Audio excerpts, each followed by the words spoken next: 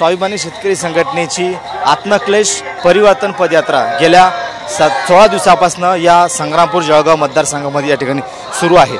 आज या पदयात्रेमध्ये चालण्यासाठी स्वतः माजी खासदार राजू शेट्टी हे 3 किलोमीटर चालणार आहेत आणि सध्या ते चालत आहेत।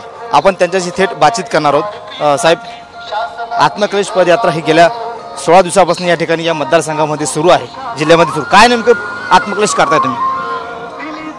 सरकारच्या धोरणामुळे शेतकऱ्यांच्या आयुष्याची पार माती झालेली आहे। पीक विम्याचे पैसे देत असताना विमा कंपन्यांनी शेतकऱ्यांची फसवणूक केलेली आहे। त्याचबरोबर या परिसरामध्ये जो पूर आलेला होता त्या पूरग्रस्तांना राज्य सरकारनं वाऱ्यावर सोडलेला आहे। त्यांच्याकडे काहीच लक्ष दिलं नाही। अवकाळी पावसामुळे शेतकऱ्यांचं जे नुकसान झालं ते नुकसान झाल्यानंतर पंचनाम्याचं नाटक झालं, परंतु शेतकऱ्यांच्यापर्यंत मदत पोचली नाही। त्यानंतर अदानीने जे मोठ्या प्रमाणामध्ये पामतेल आयात केलं त्या आयातीवरचं आयात कर कमी केल्यामुळं सोयाबीनचा भाव धडाधड खाली आले 4,500 पर्यंत। सोयाबीन उत्पादक शेतकऱ्याच्या आयुष्याची माती झाली। आपला देश कापूस निर्यात करणारा देश आहे, परंतु कापसाची आयात करून कापूस उत्पादकांचं वाटोळं झालं। कांद्याच्या निर्यातीवर बंदी घातली, त्यामुळे कांदा उत्पादकाचं वाटोळं झालं। म्हणजे हरभऱ्याला आज भाव नाही, तुरीला भाव नाही, कर्जबाजारीपणा वाढत चाललेला आहे। शेतकऱ्यांच्या आत्महत्या 2.5% वाढलेल्या आहेत।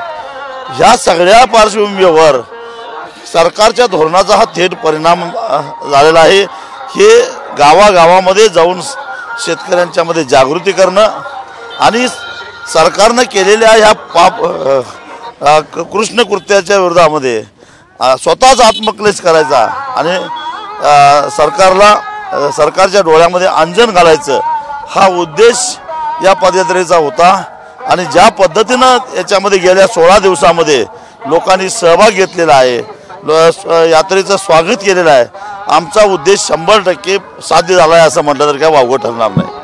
आतापर्यंत अनेक आंदोलनं केली, अनेक मोर्चे काढले, निवेदन दिले, मात्र सरकार कुठेतरी कमी पडते या संदर्भात, शेतकऱ्यांच्या संदर्भात 100% सरकार कमी पडतंय।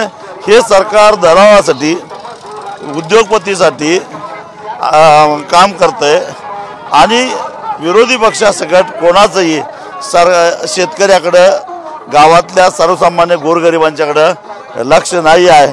त्यामुळं आता शेतकऱ्याला स्वतःच रस्त्यावर येण्याशिवाय पर्याय नाही। अलीकडच्या काळामध्ये पंतप्रधान नरेंद्र मोदी यांचे महाराष्ट्रामध्ये अनेक दौरे वाढलेत, मात्र कुठेतरी शेतकऱ्यांना काही मिळत नाही, त्यांच्याकडनं काही आश्वासन कुठल्या प्रकारे दिलं जात नाही। काय दिलं सांगा ना? स्वामीनाथन यांच्या सूत्राप्रमाणे 1.5 पट हमी भाव देणार होता, दिलं काय? शेतकऱ्याचं उत्पन्न दुप्पट करणार होता, केलं काय? उत्पन्न दुप्पट झालं नाही, कर्ज दुप्पट झालं।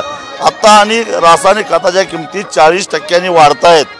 शेतकऱ्याला काय शेतकऱ्याच्या आयुष्याची मातीच करायचं ठरवलंय का? याबद्दल आता शेतकऱ्यांच्या मध्ये प्रचंड नाराजी आहे। तर हे होते माजी खासदार राजू शेट्टी। शेतकऱ्यांमध्ये प्रचंड नाराजी आहे, कुठल्याही प्रकारे शेतकऱ्यांना न्याय मिळत नाही अशी भूमिका जी आहे माजी खासदार राजू शेट्टी यांनी या पदयात्रेच्या निमित्ताने या ठिकाणी मांडली। कॅमेरामन अनिकेत दहातोंडेसह गणेश सोळंकी, TV9 मराठी, जळगाव जामोद, बुलढाणा।